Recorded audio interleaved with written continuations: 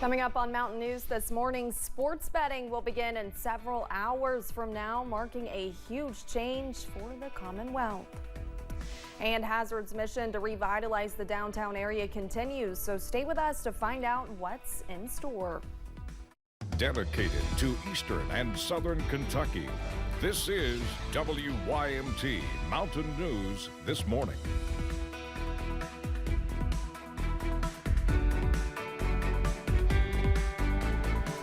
Good morning, I'm Olivia Calfee. We are coming up on 5 a.m. on September 7th, so let's check in with Chief Forecaster Brandon Robinson for a look at your forecast this morning. And Brandon, whenever I was on my way in, I actually saw a few raindrops.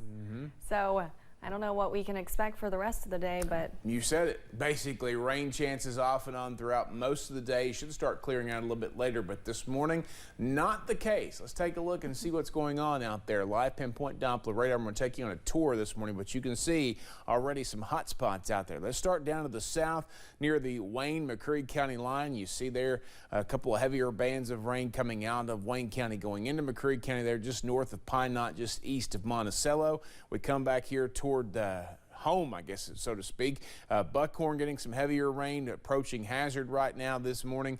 And then we go over toward my house over at Colson, getting some pretty good rain there. Not Letcher County line, down toward the Knox, Leslie County line, seeing some decent rain. Up to the north there, parts of Elliott County, over toward Morgan and Johnson counties, near Paintsville this morning, down toward Prestonsburg, seeing some pretty good rain. And then we head on down, even down into parts of east Knott County there. I just see that band there, and then of course over into Pike County and into parts of southwestern West Virginia. So again, we're watching temperatures very mild out there. It was very muggy. I noticed that when I got out of the car this morning. 60s and 70s. Rain chances hang around for a while today. Showers and storms. No severe weather expected. We're going to put that out there right away. 82 though, because I think the clouds will clear a little bit later, so we had to drop our air temperatures down just a little bit to compensate for that. Olivia? thank you, Brandon. An officer from one Southern Kentucky police department is turning his badge in. Detective Sergeant Danny Robinson worked for the London Police Department for more than 20 years. Folks with the department say it marks the end of an era in law enforcement, but added it also serves as a reminder of the incredible dedication and sacrifice police officers make to keep communities safe. We are hours away from the launch of retail sports betting in the Commonwealth. No matter what licensed location you'll be lining up at, be prepared for lots of sports fans. Julia Sandor spoke to experts about what to expect today. For many Kentuckians, betting on your favorite horses is a common occurrence. But on Thursday, you'll be able to add an array of sports to that sports book. You'll be able to wager on football, on baseball, on basketball, and you'll be able to do so in a variety of different ways. There should be teasers, parlays, props, a pretty wide assortment depending on which book you visit. No matter which of the licensed brick and mortar locations you head to, there will be help for those who aren't well versed in the process. We'll have plenty of people on the property to help walk you through anything, answer any questions that you may have. So I would encourage anyone, if you're a little concerned about that, do not be. We'll be here for you. We'll walk you through anything that you need. At Lexington's Red Mile, Gabe Pruitt says you can go to one of their 14 self-serve kiosks or 5-man tellers to place your wager. You know, it's a little different, obviously, to wager on horses in the pari-mutuel world than it is sports wagering. But I think here in Kentucky that we'll have a passion for both.